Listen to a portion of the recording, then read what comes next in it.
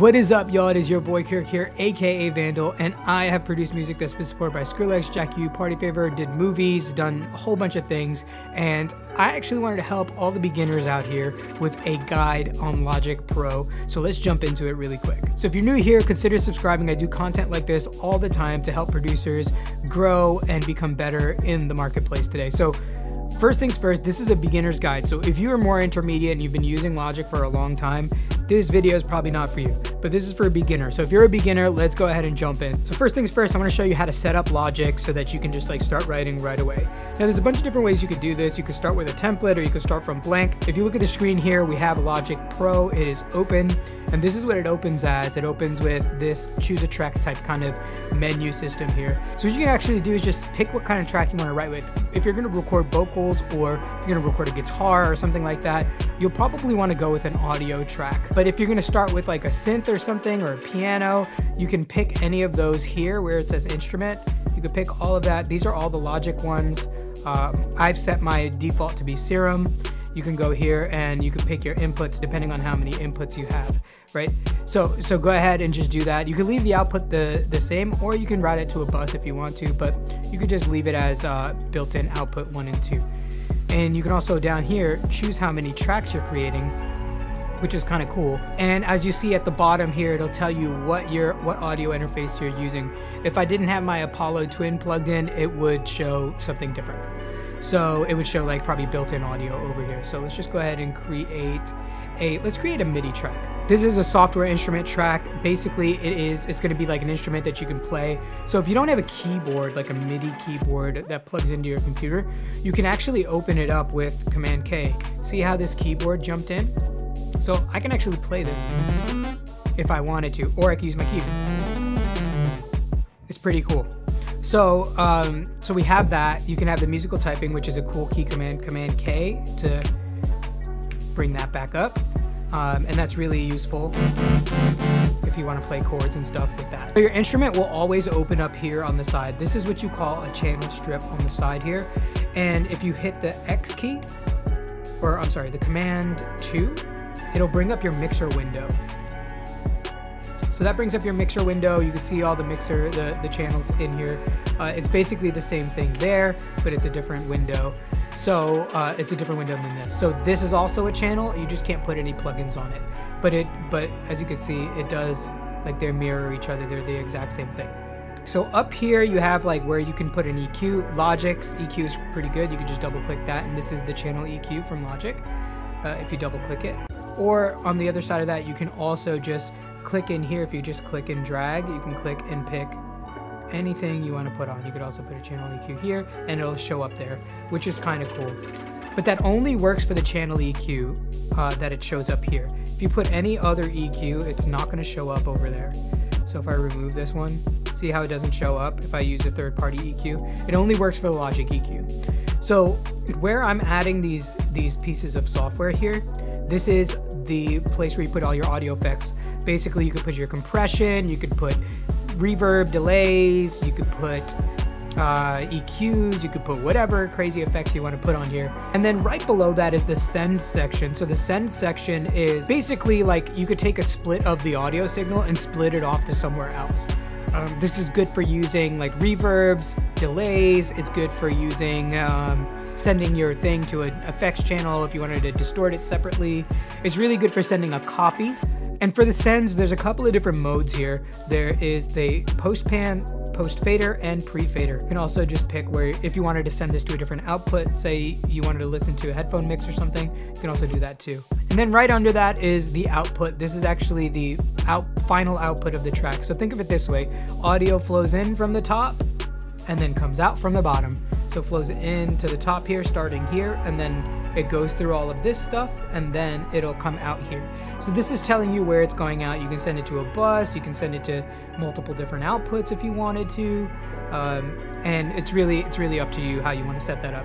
But most of the time you'll probably either send it to a bus or you'll send it to your stereo out, which is just your speakers. And then right below that we have a group indicator. It's telling you whether this is in a group or not. So in your group tracks you'll see that. You'll see that you see what group it'll be in. And then under that, you have the type of automation mode you have here. So we have read, touch, latch, write. Won't get into it. That's too much. That's too deep for this video. Then right under that, you see this circle. This circle goes left and right. So this is your pan. So basically, this is designating how much of the signal is coming out of the left or the right side. Or if you keep it at 0, that's right in the middle.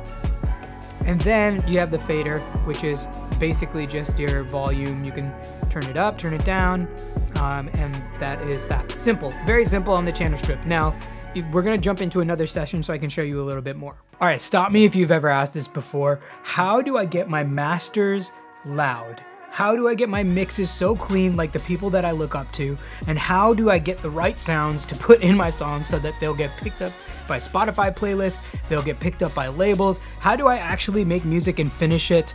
And how come my stuff does not sound like the people I look up to? And you've probably also done this already too. You've scoured YouTube to find all this information, and you're trying to formulate this clear path forward to finish music or to even just get re-inspired to make music again. And you're just like hitting wall after wall, or you're getting bits and pieces from places, but you're not getting the full final kind of like thing. You kind of need a clear course, a clear thing to help you move forward. What I did with this online course is take all of the knowledge and all of the trial and error, all of the things that I've searched on YouTube, and I've put them into a course here. Things that have worked for me, things that I feel like are valuable to music producers, not only on the music production side, not only on the technical side, but also on the mindset side, and also on the growth side as a human being.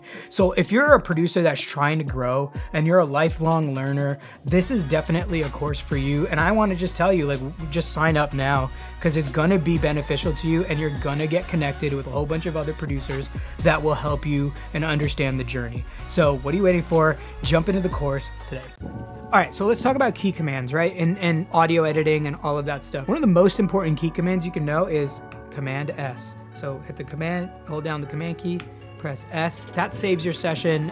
Whatever you name it, it'll save it as that. And if you've never saved it before, it'll pull up a window to prompt you to save your project as something and designate where to save that. So Command S, super important. And then if you want to play something, you just have to hit the space bar.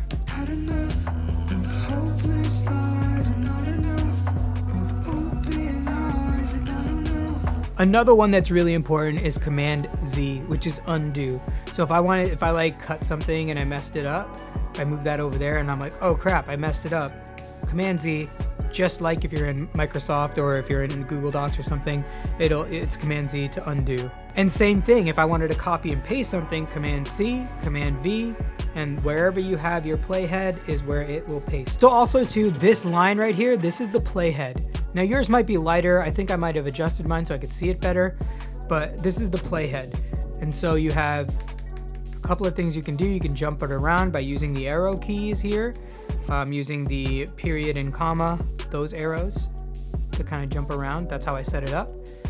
So if you wanted to change your key commands, you go up here to Logic, the Logic Pro menu, and then you can go to key commands and presets, or you can edit the assignments if you want to change them.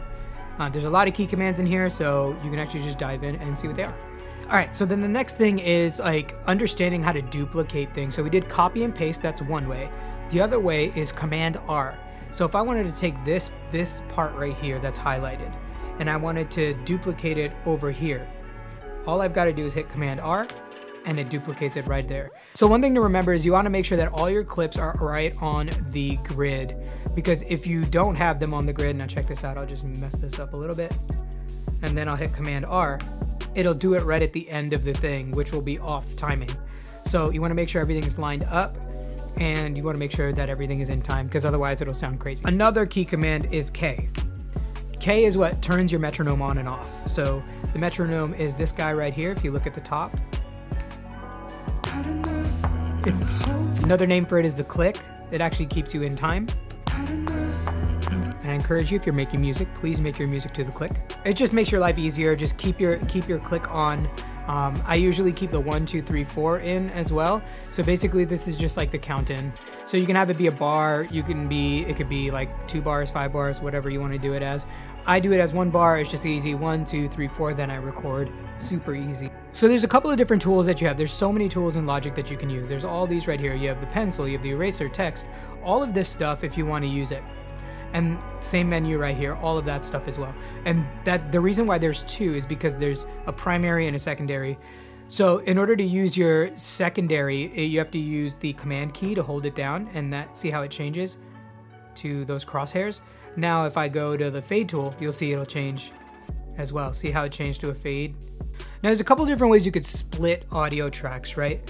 So you can go and take your playhead and you can put it wherever you want it, and then you highlight the track and you hit Command T, and that'll split it by the playhead, which is a good way to do it if you want to make sure that everything is on time. And if you had multiple, you can select multiple, do Command T, and it'll do all of them. Another way you can do that is with your marquee tool. If it's your secondary tool, hold down Command and then just highlight that and then just click it and it splits it. So you see this yellow thing on the top here? This yellow thing is called the cycle, or it's a loop. So basically when this is activated, you'll see it up here as activated. You could click that one up there and it'll be activated, and it'll always loop in that however long you set it. And then you can actually turn it on and off by using the C key. Same thing. And actually you can have everything snap to the grid. So right now I have this set on smart, or you can have it set on bar, or you can have it turn off the grid if you want to take things off the grid. I like to keep things snapping to the grid a lot of the times. So if I wanted to move things over, I could still move things over if I zoom in and like move them over small increments. So if you're having trouble seeing your audio waveforms, you can actually hit this waveform zoom button, which actually just makes your waveforms bigger. It doesn't turn the volume up or anything, it just makes it look like it's bigger. You also have zoom functions right here, so you can have this one, which is like stretch to fit, and then see how it just kind of fits the screen there. And so these are really good to like just make sure, like just quickly get things kind of like looking right, so you can kind of get a good idea of what your track looks like. Another thing that's super helpful is actually color coding things, right? So if I wanted to do that, I can go here and I could just select that. So I select the whole track. I'm gonna select that track to maybe this one, these, I'm holding shift while I'm clicking those. And I'll just hit Control C, I'll just hit Option C, and that brings up my colors. So I can just like color everything. And then also if I right click, I can color the tracks as well. It says assign track color right here. And then I can pick the same thing. So it'll take the color of that. So now like these tracks are all grouped together by color, and that makes my life easier. Here's another thing that can make your life way easier. If you have all these tracks selected and they're all like a similar thing, for example, these are all drums. So I want to group all of them as drums, right? So you can do Shift Command D, and that brings up a track stack. So this is a new thing in Logic that's relatively new. So we have two types of stacks you can create, the folder stack or the summing stack. Now the folder stack is just a folder. It just kind of houses things. It doesn't have a bus or anything like that. But then you also have a summing stack, which basically it'll basically take all the tracks and you'll make a bus and all of that stuff, and you can actually add effects to it, which is really great. So I usually like using this one. So, and notice how it like puts all of them in this kind of like folder, and then I can close it and do that. So like if I go here, this is the drum bus. Right now, if I undid that, right, and I did Shift Command D and did the other stack, you'll see that there's no channel strip here. It's just a group. That's it. No channel strip. But now if I go and do the other one, summing stack, Shift Command D creates a group and a bus, and it takes all of these and assigns it to a bus, the next open bus. Okay, another thing to note is how to record. How do I record into here? So you see this big red button here? You know how they say don't press the red button? If you want to record, press the red button. But when you record, it's going to only record on the tracks that have this little R on. This is the record enable. So basically, if I was recording vocals, I would just like make sure that track is recorded, and you can actually see their signal coming in. Right now, you can probably, well, actually you can't hear it because it's muted, but there's signal coming in, and I would record through that channel. So when I hit record, if I just take the cycle off and I hit the R key for record, you'll see that track start recording. Look, watch. See, there you go. Very cool. And that's how you record. It's pretty simple. Just to kind of reiterate, you got to make sure your input is selected correctly. So whatever you're plugged into on your interface or whatever it's plugged in, you just want to make sure that input is selected. So when you record, it'll record. Thank you for making it this far. If you haven't already, like and comment. Let me know if this was helpful for you. Let me know the kind of music you make in the comments below, and also subscribe because I make more content like this. But here's the most important thing. You've got to have fun making music. You can't do this and just feel like it's just hard technical thing. Just play, have fun with it, mess around, and I'm sure you'll get far. And hey, if you're trying to get better at music production, check out the link in the description. I have an online course that will help you get better at music production. All right, see you in the next video.